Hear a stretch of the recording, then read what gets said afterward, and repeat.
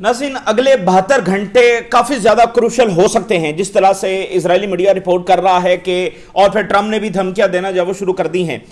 तो अगले 72 घंटे जब वो काफ़ी ज़्यादा क्रूशल हो सकते हैं। लेबनान के फ्रंट के ऊपर जंग बहुत ज़्यादा तेज़ हो गई है क्योंकि इसराइल की बमबारी में वहां पर बहुत शिद्दत आई है। तो हिजबुल्लाह ने अपने हमले डीप इनसाइड इसराइल कर दिए हैं और इस वक्त जब वो हिजबुल्लाह ने नहारिया को निशाना बनाया जो हाइफा के करीब है और बाकी बहुत सारे एरियाज के अंदर जब वो सायरन्स बज रहे हैं, नॉन स्टॉप हमले इस वक्त हिजबुल्लाह के इसराइल के ऊपर जब वो जारी हैं। ज्यादा number of drones and rockets हैं वो हिजबुल्लाह की जानिब से इसराइल पर फायर किए जा रहे हैं। और इस वक्त ये सूरत हाल इसराइल में चल रही है कि नॉर्थ के एरिया में जो इसराइली सेटलर्स हैं उनको शेल्टर में जाना पड़ा, यानी अब ये एक दो ड्रोन्स नहीं आ रहे हैं, बहुत बड़े हमले हो रहे हैं कि इजरायली सेटलर्स को बाकायदा शेल्टर में जाना पड़ा है। तो लेबनान की जंग जो वो काफ़ी ज़्यादा एस्केलेट हो गई है। यूरोपियन के जो बैटलशिप्स हैं, वॉरशिप्स हैं, एयरक्राफ्ट कैरियर हैं, वो अरेबियन सी के अंदर आ गए हैं। अभी वो ये जुरत नहीं कर रहे कि वो स्ट्रेट ऑफ हॉर्मज़ में दाखिल हों, तो वो बहरहाल एक तैयारी कर रहे हैं और स्ट्रेट ऑफ हॉर्मज़ के दरवाजे पर वो पहुंच चुके हैं। अरेबियन सी में वो डिप्लॉय कर दिए गए हैं। ईरान ने खबरदार किया है कि इजरायली लॉबी अमेरिका को एक और जंग के अंदर जब वो ड्रैग कर रही है और उन्होंने कहा कि हम उम्मीद करते हैं कि अमेरिका इस दफा जब वो विजडम दिखाएगा और इस जंग के अंदर जब ड्रैग नहीं होगा, यानी ईरान से भी अब ये कंफर्मेशन। और 28 फरवरी से पहले यही पैटर्न था। हमें याद है कि जो लास्ट वीक था उसमें, यानी 28 फरवरी से जो वो वीक था उसमें पहले रशियन इंटेलिजेंस ने तीन मरतबा उन्होंने ये स्टेटमेंट्स जारी की कि हमला होने जा रहा है, हमला हो सकता है। फिर ईरानियंस के स्टेटमेंट्स आने लग गए कि एक खदशात बहुत ज़्यादा हैं जंग के। और 26 फरवरी को ईरान के सदर ने कहा कि we are at war with Israel, Europe and America, यानी ये तस्दीक हो गई कि हमला जब वो होने जा रहा है। सो अभी भी कुछ ऐसा ही पैटर्न हमें नजर आ रहा है। रशियन इंटेलिजेंस भी कह रही है और अब ईरान भी ये तस्दीक करना जब शुरू हो गया। At the same time diplomacy की जो कोशिशें हैं वो जारी हैं। अच्छा, लेकिन नाज़रीन जो सबसे पहले हम बात करने जा रहे हैं, आज का दिन इंसानी तारीख का बहुत ही अहम दिन है, बहुत बड़ा दिन है। एक आज के दिन को आप turning point of the history कह सकते हैं और बिल्कुल एक धारा मोड़ने वाली जो डेवलपमेंट है वो आप कह सकते हैं, क्योंकि जो वेस्टर्न हेजेमनी है आज उसका बाकायदा इख्तिताम हुआ जाता है, यानी one of the big pillar उसका जब गिराया जा चुका है। नाज़रीन, जब से ये इंडस्ट्रियल और फिर टेक्नोलॉजिकल रेवोल्यूशन आया है, तो आपको बताया कि ये वेस्ट ही से आया है। इंडस्ट्रियल रेवोल्यूशन आया, फिर टेक्नोलॉजी आगे बढ़ती चली गई, तो वेस्ट ही इसका मरकज रहा है। यूरोप एंड देन फिर आप देखें 20वीं सदी के अंदर अमेरिका एंड फिर वर्ल्ड वॉर 2 के बाद स्पेसिफिकली अमेरिकन जो हेजेमनी है वो टेक्नोलॉजीज के ऊपर जो वो कायम हुई है। तो ओवरऑल ये कई सौ साल से, यानी जब से ये रेवोल्यूशन आया तो कई सौ साल से ये वेस्ट ही के पास है, पहले यूरोप के पास और फिर अमेरिका के सारे ये ताज रहा है। इस सारे अरसे में बहुत सारी पावर्स एग्जिस्ट करती रही हैं बाकी दुनिया में, खासकर मशरिक के अंदर, बट कोई भी एक ऐसी पावर इमर्ज नहीं कर सकी जो वेस्टर्न टेक्नोलॉजी से इंडिपेंडेंट हो सके, जो वेस्टर्न टेक्नोलॉजी से बिल्कुल आजाद होकर अपनी टेक्नोलॉजी उनके मुकाबले की बना सके या इवन उससे आगे गुजर जाए। ठीक है ना, यानी कोई भी एक ऐसी ताकत एग्जिस्ट नहीं की है इन 200 सालों में। पहली ऐसी ताकत जो उनके मुकाबले में इमर्ज कर गई है, जिसने उनकी टेक्नोलॉजीज को मुकम्मल मात दे दी है और अपनी टेक्नोलॉजीज बना ली हैं, वो ताकत है चाइना। ठीक है, हमने आपको बताया था कि ये जो ट्रंप का दौरा होने जा रहा है, ये दौरा इस हवाले से इंपॉर्टेंट होगा कि ये मजीद जो अथॉरिटी है वो इस्टेब्लिश करेगा, क्योंकि इसमें ये दुनिया के सामने आएगा कि कौन किससे क्या मनवा सका है। अगर अमेरिका चाइना से वो डिमांड्स ना मनवा सका तो चाइना की जो अथॉरिटी है वो इस्टेब्लिश मजीद होगी। दो ही चीज़ों से अथॉरिटी इस्टेब्लिश होती है ना, एक आपकी जंग के जरिए कि कौन जीत गया कौन हार गया, वाजे फैसला हो गया, लेकिन दूसरा इस तरह के मोमेंट्स भी होते हैं, जैसे स्विस कैनाल मोमेंट था। तो जब अमेरिका ने बरतानिया को कॉल की कि अपनी फौजें निकालो और अगर नहीं निकालोगे तो हम चंद मिनट के अंदर तुम्हारी इकॉनमी का भुरकस निकाल कर रख देंगे, हम तुम्हारी इकॉनमी को कोलैप्स कर देंगे। ये अमेरिका की कॉल थी बरतानिया को और बरतानिया ने अपनी फौजें निकाली मिस्र से और ये वो कॉल थी जिसमें ब्रिटिश एम्पायर का बाकायदा खात्मा होता है। यानी ये किसी एम्पायर का खात्मा सिर्फ एक कॉल पे भी हो जाता है। चीजें तो चल रही होती है ना, बरतानिया का एम्पायर डिक्लाइन में तो था, वर्ल्ड वॉर 2 में, फिर वर्ल्ड वॉर 1 में कितना उनका डैमेज हुआ, बट ये वो कॉल थी जिसने इस्टेब्लिश कर दिया कि नहीं, अब अमेरिका की बात जब सुनी जाएगी। सो इस दौरे में यह देखना था कि क्या अमेरिका चाइना से कुछ मनवा सकता है, क्या उनके पास कोई लेवरेज बच गई है। तो इस दौरे में चाइना की ना सिर्फ मजीद अथॉरिटी स्टैब्लिश हुई है, बल्कि चाइना बाकायदा एक ऐसी ताकत के तौर पर इमर्ज कर गया है जो कि कई सौ साल में नहीं देखी गई। और इसलिए हम इससे पहले भी कोट कर चुके हैं, चाइना के सदर का जो रशिया का दौरा हुआ था, ब्रिक्स समिट जो 2024 में हुआ, उसमें चाइना के सदर ने कहा कि वो तब्दीली दुनिया में आ रही है जो 200 साल में नहीं आई। अच्छा, अब कौन सी ऐसी बात हो गई है कि जिसकी बुनियाद पर हम इतनी बड़ी बात कर रहे हैं। ये सिर्फ हम नहीं कह रहे हैं, पूरा वेस्टर्न मीडिया और पूरी दुनिया में इस वक्त जलजला आया हुआ है कि ये क्या हो गया। सबसे बड़ी बात है वो है चिप्स, यानी जिसको आप टेक्नोलॉजी कहते हैं इस वक्त, टेक्नोलॉजी और उसकी सुपीरियरिटी, वो आपकी चिप्स हैं, ठीक है ना। जो हर एक चीज का, जो इस आईफोन के अंदर भी है, जो आपके जेट्स के अंदर भी है, जो आपके कंप्यूटर्स के अंदर भी है, और जो आर्टिफिशियल इंटेलिजेंस है, वो सारी की सारी इन चिप्स की बुनियाद के ऊपर खड़ी हुई है। देखिए, फ्यूचर एआई का है, जो एआई को कंट्रोल करेगा, जो एआई जिसके हाथ में होगी उसी के हाथ में फ्यूचर होगा। वेस्ट ने भी तो अपनी टेक्नोलॉजी ही से दुनिया में रूल किया ना। तो अगली टेक्नोलॉजी कौन सी है? एआई। तो एआई जिसके हाथ में होगी वही दुनिया को जो है वो रूल करेगा। तो एआई का इन्हिसार चिप्स के ऊपर है। अब चिप्स जो है, चिप्स पर सुपीरियरिटी किसकी है? अमेरिका की। अमेरिका की जो कंपनी है एनवीडिया, एनवीडिया दुनिया की सबसे जो बेहतरीन चिप्स हैं, सबसे ताकतवर चिप्स हैं, वो एनवीडिया बनाती है, ठीक है। और अमेरिका का चाइना के साथ ये एक एग्रीमेंट था कि वो चाइना को भी ये चिप्स देंगे, बट वो लो क्वालिटी चिप्स जो है वो चाइना को दिया करते थे। जो बेहतरीन चिप्स है वो ज़ाहिर अमेरिका खुद इस्तेमाल करता है, लेकिन चाइना को वो ज़रा लो क्वालिटी दिया करते थे। और मुआहदा ये था कि चाइना रेयर अर्थ मिनरल्स देगा जो कि ज़रूरी हैं इन तमाम चीज़ों के लिए, हर चीज़ के लिए, और अमेरिका वो चिप्स बनाकर जो है वो चाइना को देगा। ये मुआहदा था। लेकिन बाइडन के दौर से फिर बदअहदी जो है वो शुरू हो गई, जो कि इनकी ट्रेडिशन है। इन्होंने टाल मटोल चाइना को शुरू कर दी, दे रहे हैं, नहीं दे रहे हैं। तो उस अरसे में क्या हुआ कि चाइना खामोश रहा और चाइना अपना जो भी है सिलसिला वो करता रहा। अब जब ट्रंप का ये दौरा हुआ है तो ट्रंप अपने, उसके पास जो सबसे बड़ी लेवरेज थी, जो वो समझ रहा था कि मेरे पास सबसे बड़ी लेवरेज है, वो ये चिप्स थी। क्योंकि ये चिप किसी एक टूल का मामला नहीं है, किसी एक डिवाइस का मामला नहीं है। ईच एंड एवरीथिंग वो इन चिप्स के ऊपर खड़ी हुई है, ठीक है ना। आपने फोन्स बनाने हैं, आपने गाड़ियां बनानी है, आपने मिलिट्री टेक्नोलॉजीज बनानी है, आपने कमर्शियल टेक्नोलॉजीज बनानी, ईच एंड एवरीथिंग वो चिप्स हैं, ठीक है ना। इस पर हम पहले भी बहुत बात करते रहे हैं, चिप्स के हवाले से हम आपको बता चुके हैं। तो ट्रंप ये बड़ी लेवरेज लेकर गया कि मेरे पास चिप्स हैं, तो उसने वहां पर जाकर ये अनाउंस कर दिया कि ठीक है, हम चिप्स जो है वो चाइना को बेच रहे हैं। वही जो पहले मुआहदा हुआ था, और वो जरा लो क्वालिटी चिप्स हैं, बट ट्रंप, अमेरिका वो भी नहीं दे रहा था। अब ट्रंप ने कहा कि ओके, हम चाइना को दे रहे हैं। बड़ा उसने एहसान किया कि मैंने ये बहुत बड़ी लेवरेज है वो, अब चाइना को मैं दे रहा हूं तो इसके बदले में चाइना मुझे देगा बहुत कुछ। क्योंकि ये हर मुल्क की जरूरत है, ये हर मुल्क की जरूरत है। कोई मुल्क आगे अपनी टेक्नोलॉजी को डेवलप नहीं कर सकता अगर ये उसके पास ना हो। चाइना ने कहा है कि हमें कोई जरूरत नहीं है, ठीक है ना। चाइना ने ये चिप्स लेने से इनकार कर दिया है।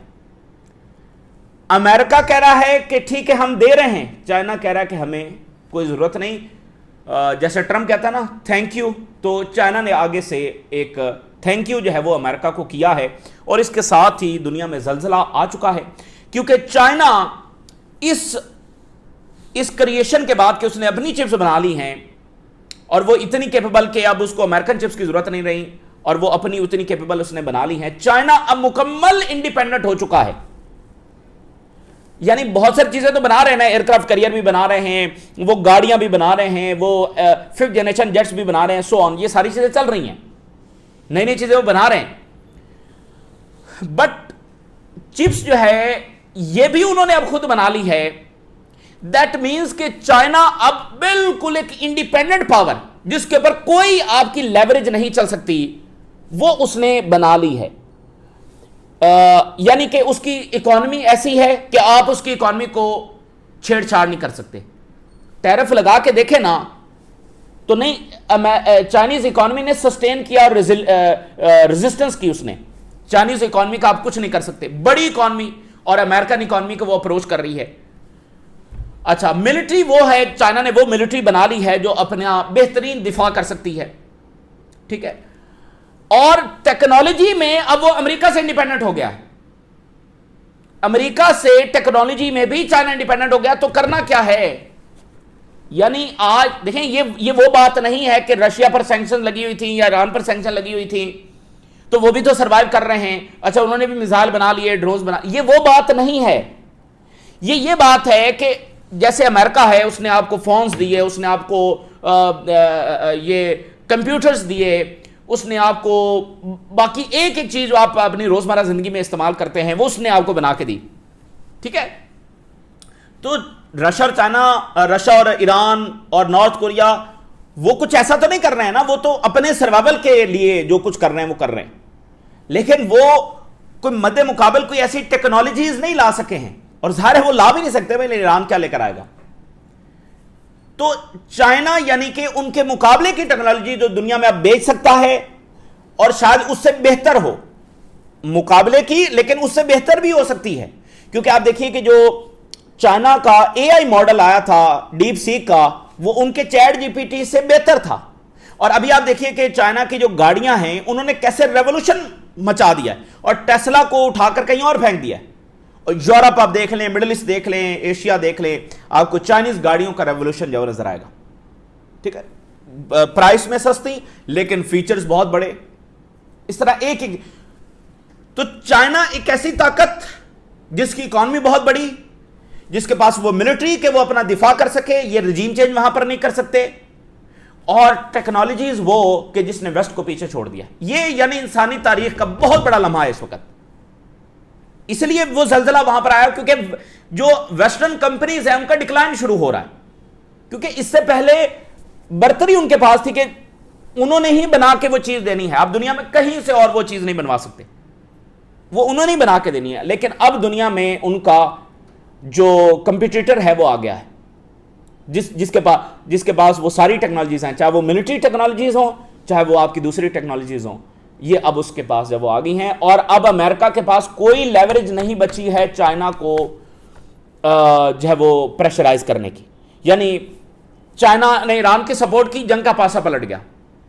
अमेरिका कहता है चाइना को कि तुमने सपोर्ट नहीं करनी ईरान की, तो कैसे कहेगा चाइना को कि तुमने ईरान की सपोर्ट नहीं करनी? चाइना कहेगा कि मैं तो करूंगा सपोर्ट, तो अमेरिका अब चाइना का क्या करेगा? क्या कर सकता है? टैरिफ लगाएगा, बरह रास्त हमला करेगा। आज तक अमेरिका किसी बड़ी ताकत पर हमला करने की जरूरत नहीं कर सका।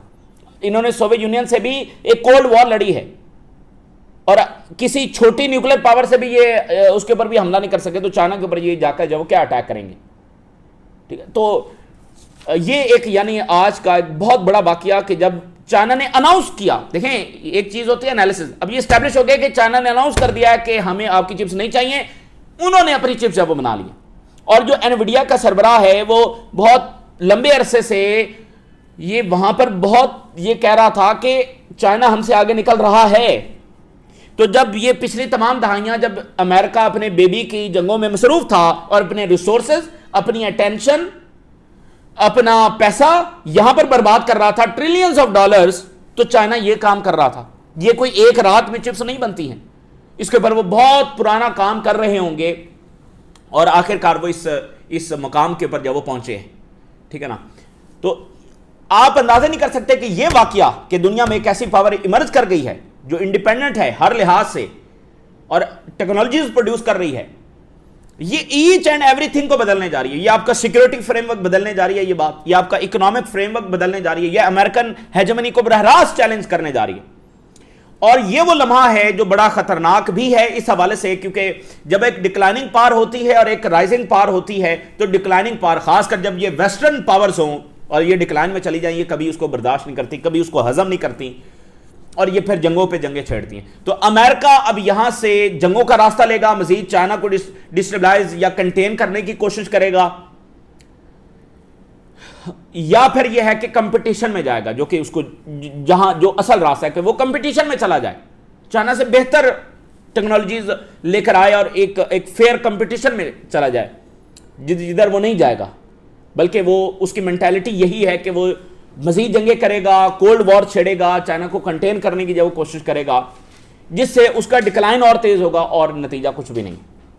बल्कि आप देखें ट्रम्प इंतजामिया के जो इकदाम हैं कि जिस तरह से वो अपनी यूनिवर्सिटीज़ के खिलाफ इकदाम कर रहे हैं, फॉरेन स्टूडेंट्स को आने से रोक रहे हैं, तो अगर कंपीट करना है तो ये स्टूडेंट्स आपको लाने पड़ेंगे ना, दुनिया के ग्रेट माइंड्स लाने पड़ेंगे जिन्होंने अमेरिका को ग्रेट बनाया है।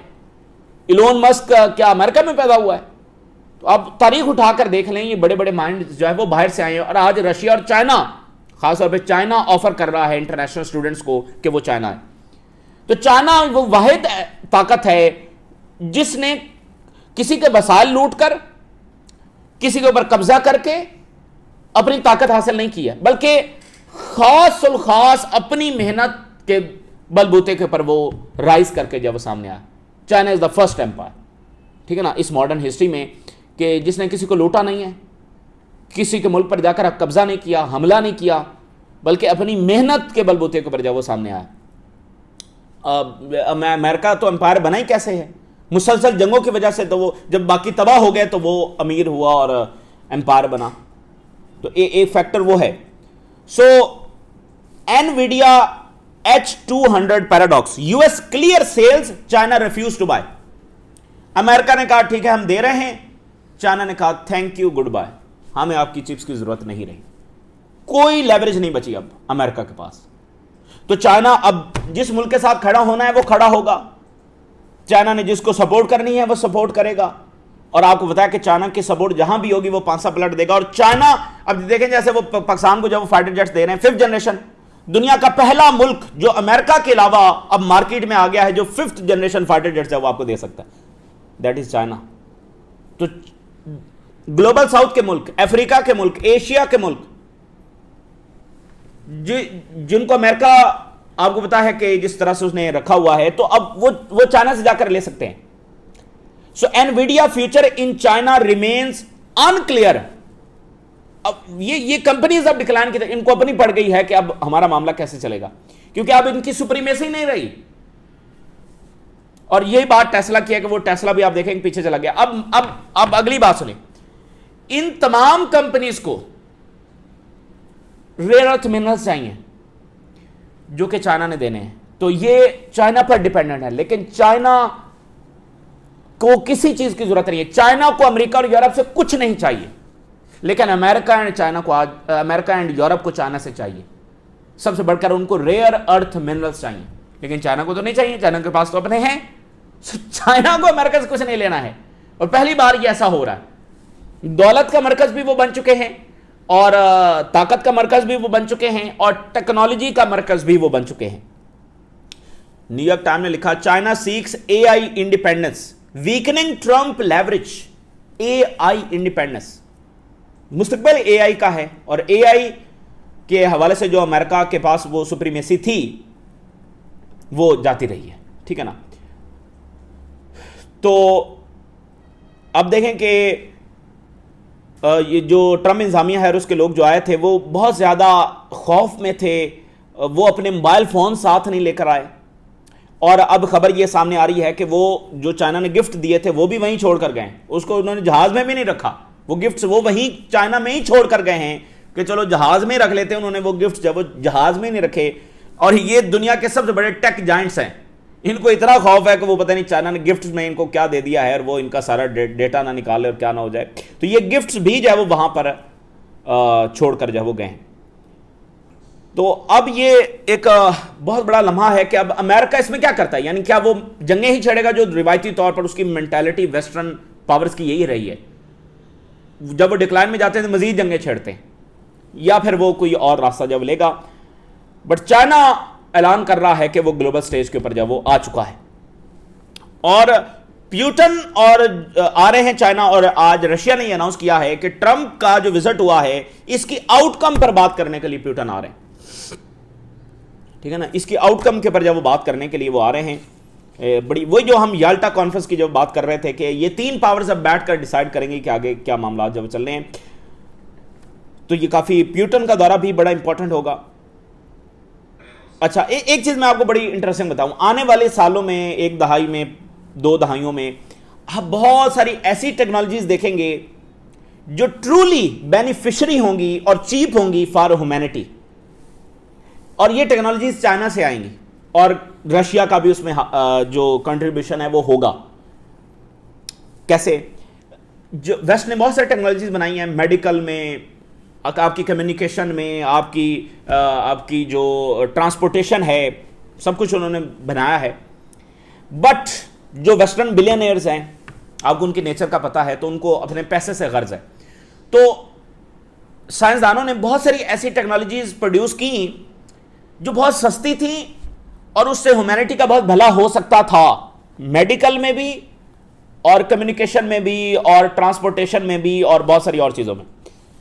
बट जो अमेरिकन जो वेस्टर्न ओवरऑल बिलियनर्स हैं, उन्होंने साइंसदानों को कहा कि हमें ऐसी चीप, सस्ती वाली, और सस्ती भी हो, क्वालिटी वाली भी हो, हमें ऐसी टेक्नोलॉजीज नहीं चाहिए, क्योंकि बार बार लोग खरीदेंगे नहीं तो फिर हमें कैसे। मिसाल के तौर पर एक्सपायरी डेट है, ये एक्सपायरी डेट इन्होंने डलवाई कि हर वो चीज बनाओ जो एक्सपायर हो, जिसकी एक्सपायरी डेट हो।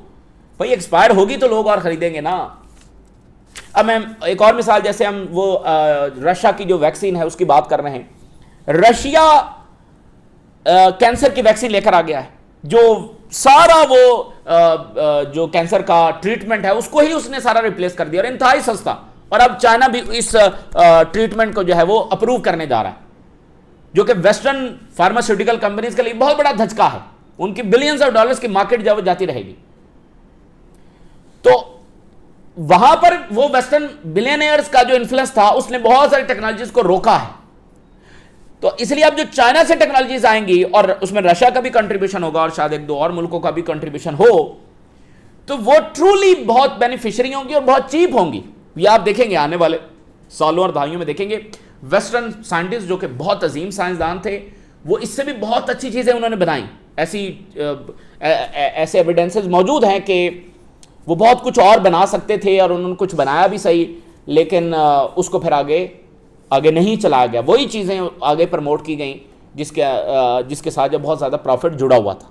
ठीक है, अभी आप देखिए कि अगर ये कैंसर का इलाज आ जाता है तो ये अकेली चीज़ कितना बड़ा कंट्रीब्यूशन होगी।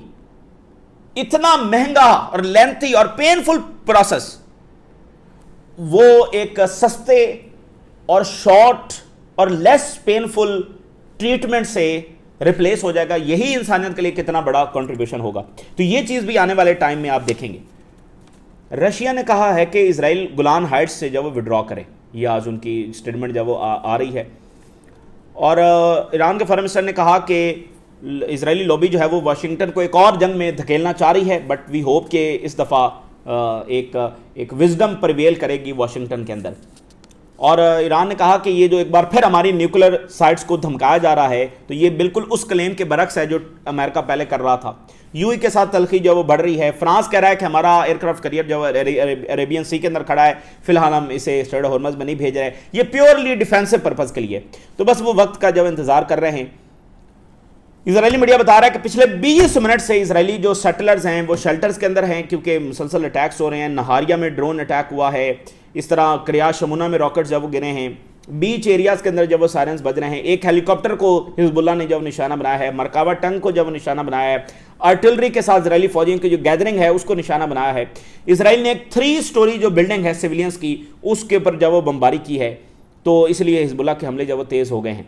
और रशियन इंटेलिजेंस सर्विसेज ने कहा है कि यूक्रेन वेस्ट की सपोर्ट की मदद से रशिया को डिस्टेबलाइज करने की बहुत ज़्यादा कोशिश कर रहा है। Media campaign, secret media campaigns और बहुत सारे और टूल्स जब इस्तेमाल कर रहा है, तो वो जंग भी काफ़ी ज़्यादा खौफनाक जो रूप है वो धारती चली जा रही है। और अब ये चाइना का राइज जो कि वेस्ट कभी कबूल नहीं करेगा, अमेरिका को ये बात हजम नहीं होगी, क्योंकि आज तक उन्होंने कुछ ऐसा देखा नहीं, और वो किसी को कबूल भी नहीं करते कि उनके मुकाबले में कोई राइज कर जाए। चाइना प्योरली एक सक्सेस स्टोरी है, और अच्छी चीज़ ये है कि अमेरिका इसको एक्सेप्ट करे और उनके साथ कम्पीट करे। वो गाड़ियाँ बना रहे हैं तो आप उनसे अच्छी और ज़्यादा सस्ती गाड़ियाँ बनाएं, वो दूसरी टेक्नोलॉजीज़ बना रहे हैं तो आप उससे अच्छी और बेहतर टेक्नोलॉजीज़ बनाएं, और बाकी दुनिया के ऊपर छोड़ देंगे, उसको कौन खरीदेगा। तो कंपटीशन में वो नहीं जाएंगे, बल्कि वो एक और कोल्ड वॉर 2.0 जो ऑलरेडी एक तरह से शुरू तो हो चुकी है, वेनेजुएला पर हमला, चाइना पर हमला। क्या अमेरिका खुलेआम नहीं कहता रहा कि हम तो चाइना की जो एनर्जी सारी जो है उनको सप्लाई वो काट रहे हैं। वेनेजुएला से ऑयल चाइना को जा रहा था, ईरान से, ईरान का 80% ऑयल तो चाइना खरीदता है, और ट्रंप और नेतन्याहू का वो बयान कि ईरान चाइना को ऑयल सप्लाई बंद करे। तो ये कोल्ड वॉर तो ऑलरेडी एक तरह शुरू हो चुकी है। बहरहाल ये इस वक्त का एक बड़ा वाक़या जिसमें जलजला आया हुआ है, और एक बड़ी बुनियाद जब वो चाइना ने रख दी और इस्टेब्लिश कर दिया अपनी ताकत को। ये ताज़ा तरीन डेवलपमेंट्स हैं जो हमने आपके साथ शेयर किया। हम राज रोगा करें, इजाज़त दीजिए, अल्लाह हाफ़िज़।